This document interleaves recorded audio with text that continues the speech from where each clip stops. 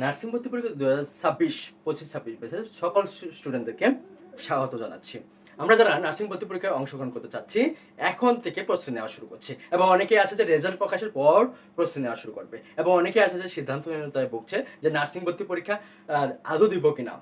তবে তোমাদেরকে বলবো যে বাংলাদেশে যতগুলো অ্যাডমিশন রয়েছে এর মধ্যে সবচেয়ে সহজ হচ্ছে নার্সিং ভর্তি পরীক্ষা। কেন সহজ একটু লক্ষ্য করবা, নার্সিং ভর্তি পরীক্ষায় কোনো নেগেটিভ মার্কিং নেই, অর্থাৎ তুমি 100 নম্বর থেকে 100 নম্বর দাগিয়ে আসবা, কোনো নেগেটিভ মার্কিং নেই। তারপর হচ্ছে সেকেন্ড টাইম থার্ড টাইম পরীক্ষা দিলে কোনো নেগেটিভ মার্কিং নেই।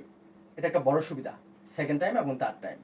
আর ফার্স্ট টাইম যারা পরীক্ষা অংশগ্রহণ করবে তারা কিছু ভুল করে থাকে, সেই ভুলের জন্য ফার্স্ট টাইমে দেখা যাচ্ছে ভর্তি পরীক্ষায় চান্স পায় না। এটার একটা অন্যতম কারণ হচ্ছে যে আমরা গাইডলাইন নিচ্ছি, সেটা একটা সিলেকশন আছে, সঠিক গাইডলাইন পাই না। এরপর সঠিক এক সেট বই পড়তে পাই না এবং সবাই এক কেন্দ্রিক পড়াশোনা করে একটা গাইড বইয়ের পিছনে ছুটে, কেউ পাঠ্য বই ফলো করে না। একটা স্টুডেন্ট যদি একটা গাইড বইয়ের পাশাপাশি পাঠ্য বই ফলো করে, সেক্ষেত্রে তার প্রস্তুতি অনেক ভালো হবে, তার প্রস্তুতি অনেকটা গোছানো হবে। আর আরেকটা বিষয়, যত প্রস্তুতি নাও না কেন, তুমি যদি প্রথমে আইডেন্টিফিকেশন না করতে পারো তোমার কি কি পড়তে হবে এবং কি কি বাদ দিতে হবে, কি কি পড়তে হবে এবং কি কি বাদ দিতে হবে, তোমার অ্যাডমিশন কখনোই সহজ হবে না।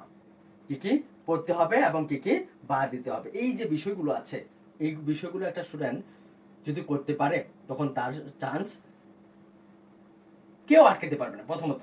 আর সহজ কেন বললাম, প্রথমতেই বলি, আমরা যে 100 নম্বর পরীক্ষা দিব, 100 নম্বর পরীক্ষার মধ্যে কোনো নেগেটিভ মার্কিং নেই, 100 থেকে 100 তাকিয়ে আসতে পারবা এবং সেকেন্ড এবং থার্ড টাইম যারা রয়েছে তাদের কোনো নেগেটিভ মার্কিং নেই। এবং নার্সিং ভর্তি পরীক্ষার সিলেবাসটা খুব ছোট, একটা স্টুডেন্ট যদি চায় সে 4 মাসে খুব সুন্দরভাবে কভার করতে পারবে।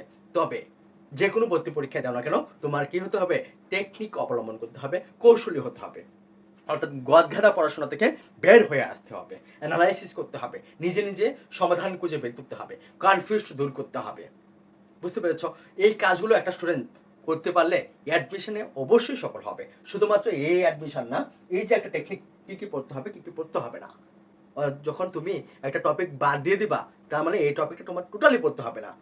যে টপিকগুলো সবচেয়ে বেশি গুরুত্বপূর্ণ সেই টপিকের মধ্যে তোমার সবচেয়ে বেশি ফোকাস থাকবে। এটা এটা করার পরে কি হবে, তোমার সময়টা বাঁচিয়ে নিয়ে আসবে।